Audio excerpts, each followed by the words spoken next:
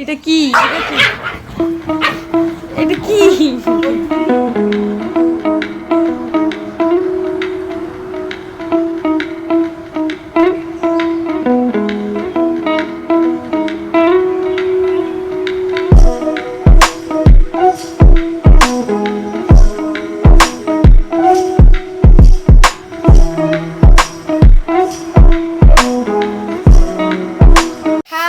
Welcome back to my channel Dola's family. তাই একটি new blog নিয়ে তোমাদের কাছে চলে এসেছি।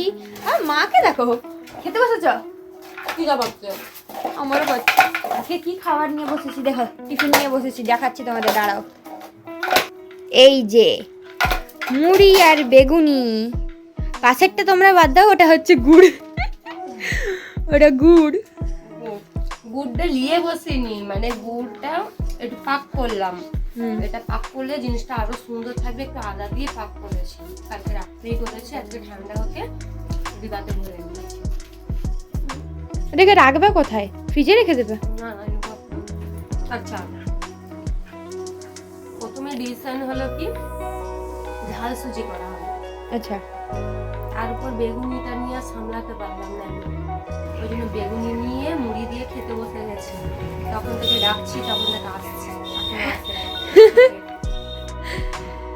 আমি খেয়ে নেবো। তো প্রচন্ড খিদে পেয়েছে, তো চলো খেয়ে নিই। কিন্তু আজকে কি রান্না হবে গো? আজকে নিমন্ত্রণ। কোথায় আছে? সেদিনকে আমাদের একটু রিলেটিভ একজন বলে দিয়ে গেছেন বাড়িতে ঠাকুর আসছে। তো টিফিন করে একটু স্নান করে ভূমির বাবা আর আমি মিলে চলে গেলাম ওই রিলেটিভের বাড়িতে ঠাকুর এসছে, একটু প্রণাম করে এলাম। তো প্রথমে ভাবলাম কি যে নেমন্তন্ন বাড়িতেই ওখানেই একটু ঠাকুরভোগ খেয়ে চলে আসব। তারপর আমি ভাবলাম কি যে বাড়িতে তো মেয়েটা থাকবে না, কারণ মেয়েটারও নিমন্ত্রণ আছে, তো সেই জন্য আর ওখানে অল্প করে একটু ঠাকুরভোগ খেয়ে এসে বাড়িতেই রান্না করলাম। তো সেদিন বাজার থেকে ভূমির বাবা নিয়ে এসেছিলো লাউটা এত নরম ছিল, তো লাউয়ের তরকারি আজকে করব, কিন্তু নিরামিষ। লাউয়ের কোনো চিংড়ি বা বড়ি অন্য কিছু দিয়েই করব না, একটু নিরামিষ তরকারিই করব।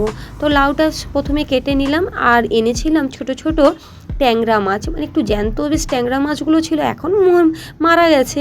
তো যাই হোক ট্যাংরা মাছগুলোকে ভালো করে ধুয়ে নুন হলুদ মাখিয়ে নেব। তো ট্যাংরা মাছগুলোকে করব একটু ঝাল দেওয়া, কাঁচা লঙ্কা দিয়ে, সর্ষে বাটা দিয়ে, টমেটো ধনেপাতা সব দিয়ে একটু ঝাল দেওয়া করব।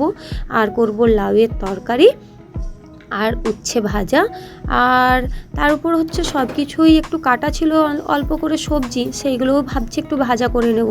তো প্রথমে মাছগুলোকে একটু নুন হলুদ মাখিয়ে নিয়ে নিলাম, তারপর করব ঝাল দেওয়া। তো সর্ষে একটু বেটে রেখেছি, তাতে একটু নুন আর কাঁচা লঙ্কা দিয়ে বেটে রেখেছি। তো প্রথমে কড়াটা গরম করে একটু কাঁচা সর্ষের তেল দিয়ে দিলাম। তো সর্ষের তেল গরম হয়ে গেলে মাছগুলো ভেজে আমি করে নেব মাছের ঝাল। ভূমি এখন একটু টিউশন গেছে, টিউশন থেকে এসে তারপর যাবে নেমন্তন্ন বাড়ি। নেমন্তন্ন মানে যেখানে যে আমরা গিয়েছিলাম ঠাকুর পুজোর ওখানে না, ওখানে ঠিক নয়, ওখানে সবাইকেই নেমন্তন্ন করেছে, কিন্তু ওর আলাদাভাবে একটা জায়গায় নেমন্তন্ন পড়েছে, বলতে পারেন নেমন্তন্ন নয়, একটা পিকনিক। তো ওখানে ও যাবে, আর আমরা এখানে স্বামী স্ত্রী গিয়ে ঠাকুর পুজোর ওখানে প্রণাম করে একটু ঠাকুরভোগ খেয়ে চলে এসেছি। ট্যাংরা মাছগুলো যখন কিনি তখন বেশ জ্যান্ত ছিল, ছোট ছোট ট্যাংরা, বেশ দেশি ট্যাংরা, খুব সুন্দর ট্যাংরা মাছগুলো ছিল, তাই জন্য এই মাছগুলোকে ঝাল দেওয়া না করলে ভালো লাগবে না।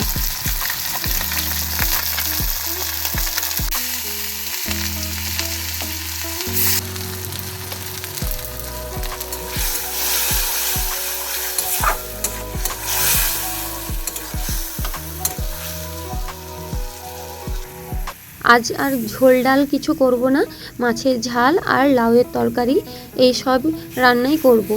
তো ডাল তো আমাদের বলতে গেলে প্রায়ই হয়, তাই জন্য আজকে আর ডাল করছি না। আর এই মাছের ঝাল খেতে আমাদের সবাই পছন্দ করে, তো ভূমিও পছন্দ করে আর ওর বাবাও পছন্দ করে, আর আমি তো আছি।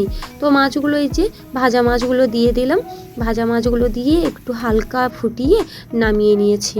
এবার হয়ে গেছে মাছের ঝাল, এবার একটু লাউয়ের তরকারি করব। লাউয়ের তরকারির জন্য কড়াতে তেল দিয়ে কালো জিরা আর কাঁচা লঙ্কা ফোড়ন দিয়ে লাউগুলোকে তুলে নিচ্ছি। তো লাউ এসতে নুন হলুদ আদা বাটা আর জিরে গুঁড়ো দিয়েই লাউয়ের তরকারিটা করব, একদম নিরামিষ।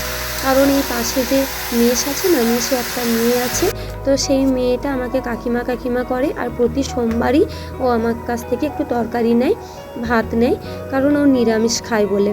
তো তারই জন্য আমি এখানে লাউটা পুরোপুরি নিরামিষ করছি। আর অল্প করে এই লাউ বেঁচে গেছিলো, আর এখানে উচ্ছেটাও কেটে নিয়েছি ভাজা করার জন্য। আর অল্প করে যে লাউটা বেঁচে গিয়েছিলো সেই লাউটা আর কুলাচ্ছে না কড়াতে, তাই জন্য ওই বাটিতে করে ফ্রিজে রেখে দিলাম। কালকে কি করব, ওই ডাল দিয়ে করে নেব। তো লাউয়ের তরকারিটা প্রায় হয়েই গেছে, তো এবার নামিয়ে নেব আর উচ্ছে ভাজবো, একটু আলু হাতে দিয়ে ওকে দিয়ে দেবো, ও ওইটাতেই খেয়ে নেবে।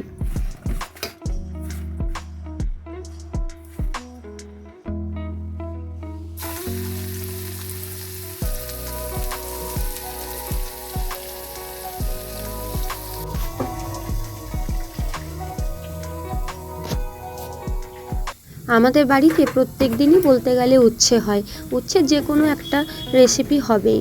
তো এই যে সকালবেলায় এটা ঝাল সুজি করব বলে সব সবজি কেটে রেখেছিলাম।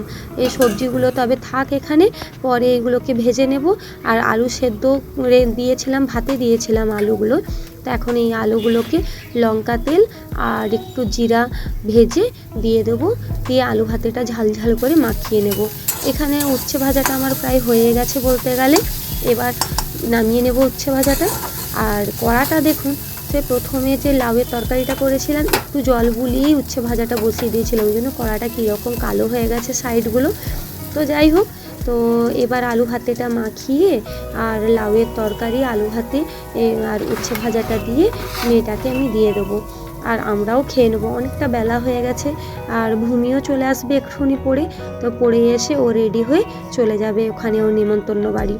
তো চলুন আমি আলু ভাতেটা তাড়াতাড়ি মাখিয়ে নিই। আর এই যে টিফিন বক্সটা দেখেছেন, এই টিফিন বক্সে ওকে ভাত দিয়ে দিয়েছি। আর এই যে এখানে দুষ্টু আজকে সারা দিন শুধু ঘুমাচ্ছে, কিচ্ছু খায়নি, না সকালবেলায় টিফিন করেছে না দুপুরে ভাত খাচ্ছে।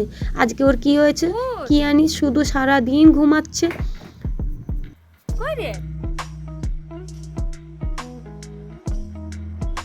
আমরা খেয়ে নিচ্ছি মাছ দিয়ে, মাছ দিয়ে ভাত খেয়ে নিচ্ছি, চলো তো আয়।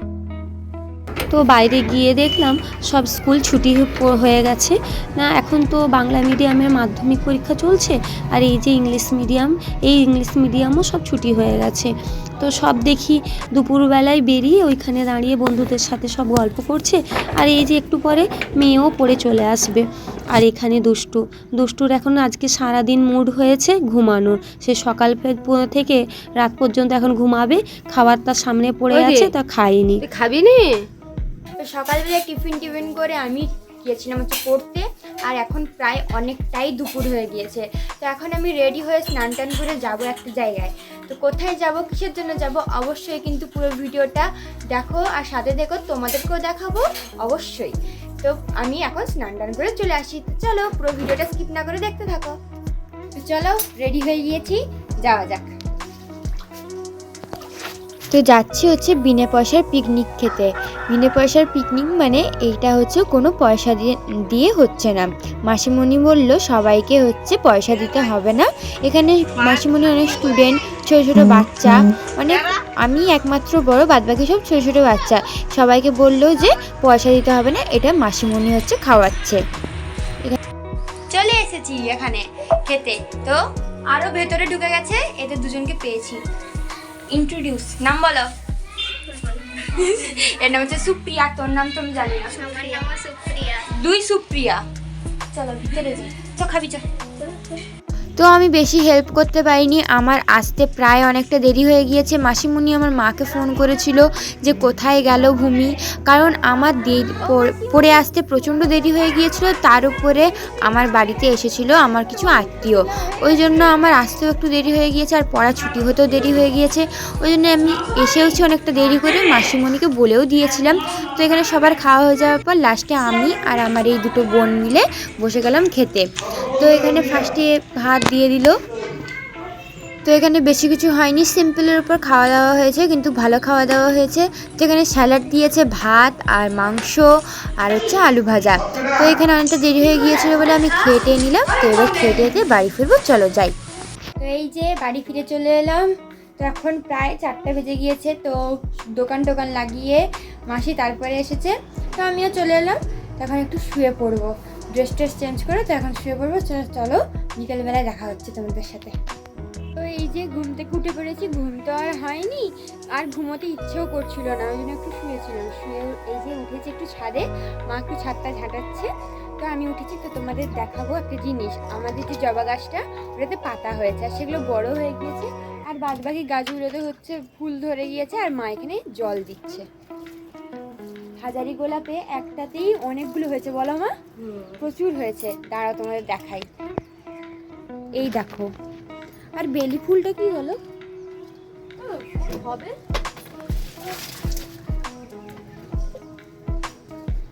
কত হয়েছে দেখো মা, তাই না? একটাতেই এতগুলো। আর এই যে চন্দ্রমল্লিকা তো হয়ে এইটা যে কেন ঘেরা দেওয়া থাকে সেটা এটা হচ্ছে আমাদের ঘরের বদমাশটার জন্য ঢাকা দেখা ফুল ছিঁড়ে দেবে। ফুল কি, ও গাছের পাতা দেখা মাত্রই টেনে ছিঁড়বে। আর এত বদমাশ না, যত বারণ করবে তত আরো ছুঁড়ে, বলো মা? এই দেখো মা, মিষ্টির বীজগুলো দিয়ে দিয়েছিলাম বলে কত চারা হয়ে গেছে না? হ্যাঁ, অনেক চারা হয়ে গেছে ফুলগুলো। আর দাও না গো, ওই দেখো মাটি দিতে হবে, মাটিগুলো মনে হয় একটু কমে গেছে। ওই নিচের দিকে একটু নেমে এইটাই ভেজা, মাটিটা ভেজা আছে না? না জল পেতে আরো নেমে যাচ্ছে না, বসে যাচ্ছে মাটিটা না। কিন্তু ফুলগুলো এরকম কেন নেতিয়ে গেছে? আরে এই ফুলগুলো তো অনেক দিন হয়ে গেল। যা ছিটে দিয়েছে, যে এটা কি হয়ে গেল? আচ্ছা ঠিক আছে, ওটা ঠিক হয়ে যাবে, ওটা কিছু না। তোমাদের দাঁড়াও, জবা গাছটা দেখাই।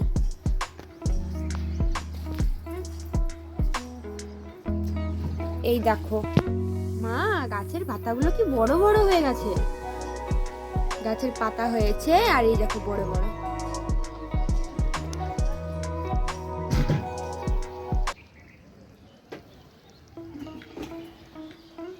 জল দিলে এটাতে? এই দেখো শিকড় হয়েছে, আরেকটা এমন এই পাশে হয়েছে।